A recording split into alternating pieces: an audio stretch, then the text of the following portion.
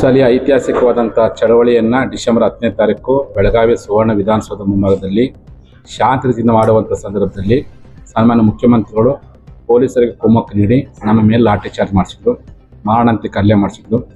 ಲಕ್ಷಾಂತರ ಜನ ಕಣ್ಣೀರು ಹಾಕಿದ್ರು, ಸಾವಿರಾರು ಜನ ಕೈಕಾಲು ಮುರಿತು, ನೂರಾರು ಜನಕ್ಕೆ ಹಣದ ಭೀತಿ ಎದುರಾಯಿತು.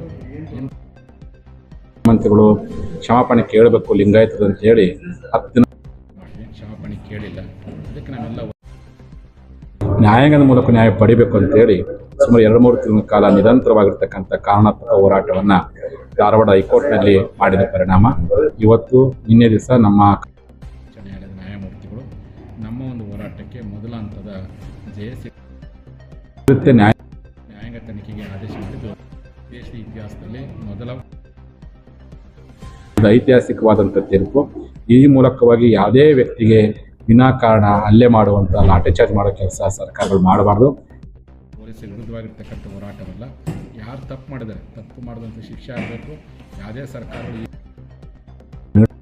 ಇನ್ನರೊಳಗೆ ಈ ತೀರ್ಪು ಇವತ್ತು ಅನ್ಯಾಯವಾಗಿದೆ ಅಂತ ಮಾತಾಡಲಿಕ್ಕೆ ಇಚ್ಛೆಪಡ್ತೀನಿ.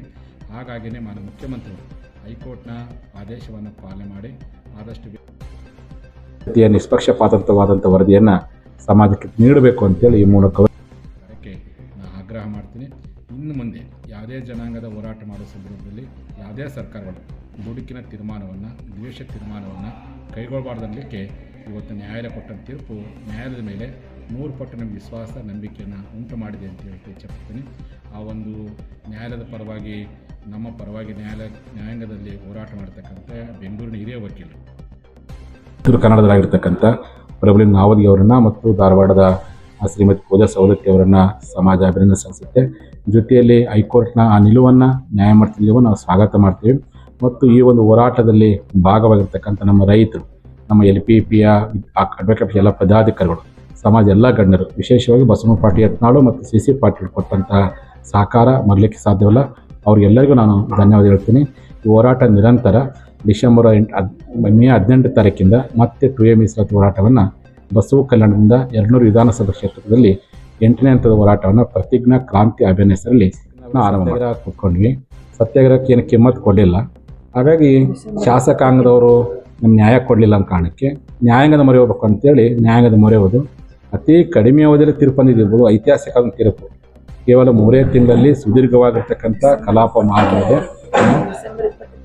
ಡಿಸೆಂಬರ್ 20ಕ್ಕೆ ನಮ್ಮ ಕೇಸ್ ಅಡ್ಮಿಟ್ ಆಗಿದ್ದೇ ಮೊದಲು ಸಂತೋಷ. ಹಂಗಾಗಿ ಲಿಂಗಾಯತರ ಇತಿಹಾಸದಲ್ಲಿ ಇದೊಂದು ದೊಡ್ಡ ಮೈಲಿಗಳು ಅಂತ ಹೇಳಕ್ಕೆ ಇಚ್ಛೆಪಡ್ತೀವಿ. ಈ ಮೂಲಕ ಯಾವ ಸಮಾಜಕ್ಕೂ ಅನ್ಯಾಯ ಆಗಬಾರ್ದು. ಪ್ರಜಾಪ್ರಭುತ್ವದಲ್ಲಿ ಸಂವಿಧಾನ ಹಕ್ಕನ್ನು ಕೇಳುವಂಥ ಪ್ರಯತ್ನ ಯಾರೇ ಮಾಡಲಿ ಅದಕ್ಕೆ ಮುಕ್ತ ಅವಕಾಶ ಕೊಡಬೇಕು ಅಂತೇಳಿ ಈ ಮೂಲಕವಾಗಿ ಈ ಒಂದು ಪ್ರಕರಣ ಒಂದು ಪಾಠವನ್ನು ಕಲಿಸಿದೆ ಅಂತ ನಾನು ಹೇಳಿಕೆ ಇಚ್ಛೆಪಡ್ತೀನಿ. ಗುರುಗಳೇ, ಒಂದು ಸಾಮಾನ್ಯ ಪ್ರಜ್ಞೆ ಇರಬೇಕಾಗುತ್ತೆ ಸರ್ಕಾರಕ್ಕಾಗಲಿ, ಅದಕ್ಕೆ ಜನಪ್ರತಿನಿಧಿಗಳಿಗಾಗಲಿ. ಯಾಕೆಂದ್ರೆ ಒಬ್ಬ ಗುರುಗಳು ಸನ್ಯಾಸಿ ಆಗೋದು ಅವನು ಸ್ವಂತ ಇಚ್ಛೆ, ಹೆಂಡತಿ ಮಕ್ಕಳು ಸಾಕೋದಕ್ಕಲ್ಲ, ಸಮುದಾಯ ಸರ್ವೇ ಜನ ಸುಖಿನೋಭವಂತು ಅಂತ ಈ ಕಾನ್ಸೆಪ್ಟ್ ಮೇಲೆ ಈ ನಿಟ್ಟಲ್ಲಿ ದುರ್ವರ್ತನೆ ತೋರೋ ಅಧಿಕಾರಿಗಳಿಗೆ ಏನು ಹೇಳಕ್ ಬಯಸ್ತೀರಾ? ಮುಂದೆ ಯಾವುದೇ ಅಧಿಕಾರಿಗಳು ಯಾರೇ ಅಂತ ಹೋರಾಟ ಮಾಡೋ ಸಂದರ್ಭದಲ್ಲಿ ಅವ್ರದ್ದೇ ಆಗಿರುವಂಥ ಒಂದು ರೂಲ್ಸ್ ಅದಾವೆ. ಯಾವುದೇ ಒಂದು ಹೋರಾಟವನ್ನು ಮಾಡೋ ಸಂದರ್ಭದಲ್ಲಿ ಪೊಲೀಸ್ ಅಧಿಕಾರಿಗಳು ಲಾಠಿ ಬೀಸಬೇಕಾದ್ರೆ ಮೊದಲು ಅನೌನ್ಸ್ ಮಾಡಬೇಕು. ಅಲ್ಲಿಗೂ ಆಗದೆ ಹೋದರೆ ಅವ್ರ ಮೇಲೆ ಜಲಫಿರಂಗಿ ಹಾಕಬೇಕು, ಆಶೀರ್ವಾದ ಸಿಡಿಸಬೇಕು, ಕೊನೆಗೆ ಲಾಠಿ ಚಾರ್ಜ್ ಮಾಡ್ಬೇಕಂಥದ್ದು ನಮ್ಮ ದೇಶದ ಪೊಲೀಸ್ ಇಲಾಖೆ ಕಾನೂನು ಹೇಳುತ್ತೆ. ಅದೆಲ್ಲವನ್ನು ಗಾಳಿಗೆ ತೋರಿ ಹಿರಿಯ ಪೊಲೀಸ್ ಅಧಿಕಾರಿಗಳು ದನಕ್ಕೆ ಹೊಡೆದಂಗೆ ಹೊಡೆದು, ಕಣ್ಣೀರು ಹಾಕಂಗೆ ಹೊಡೆದು, ಒಬ್ಬ ವಕೀಲರ ನಂತರ ಎತ್ತಿ ಒಗೆದುಬಿಟ್ರು. ಇದು ಮಾನವೀಯ ಹಕ್ಕಿನ, ಮಾನವೀಯತೆಯ ಕಗ್ಗೋಲೆ ಅಂತ. ಅದಕ್ಕೆ ನಾವು ರಾಷ್ಟ್ರೀಯ ಮಾನವ ಹಕ್ಕುಗಳ ಆಯೋಗಕ್ಕೂ ಒಂದು ಕಂಪ್ಲೇಂಟನ್ನು ಕೊಟ್ಟಿದ್ವಿ. ಅಲ್ಲಿಯೂ ಸಹ ಅವ್ರು ನೋಟಿಸ್ ಕೊಟ್ಟಿದ್ದಾರೆ. ಇದು ನಮ್ಮ ಕರ್ನಾಟಕ ಇತಿಹಾಸದಿಂದ ಘಟನೆ ಆಗಬಾರ್ದಾಗಿತ್ತು. ಯಾಕೆ ಹಿಂಗೆ ಮಾಡಿದ್ರೆ ಗೊತ್ತಿಲ್ಲ ಮುಖ್ಯಮಂತ್ರಿಗಳು. ಹಾಗಾಗಿ ಯಾರಿಗೂ ಅನ್ಯಾಯ ಆಗಬಾರ್ದು, ಅಮಾಯಕ ನಮ್ಮ ಜನರಿಗೆ ಅನ್ಯಾಯ ಆಗಬಾರ್ದು. ನಾವೇನು ಯಾವುದೇ ಪೊಲೀಸ್ ಅಧಿಕಾರಿಗಳ ವಿರುದ್ಧ ಅಲ್ಲ. ಈ ರೀತಿಯಾಗಿರ್ತಕ್ಕಂಥ ಘಟನೆ ಮಾಡೋದಕ್ಕೆ ನೋವಾಗಿದೆ. ಅದಕ್ಕೆ ತಪ್ಪಿತಸ್ಥರಿಗೆ ಕಠಿಣವಾದ ಶಿಕ್ಷೆ ಆಗಬೇಕನ್ನುವಂಥದ್ದೇ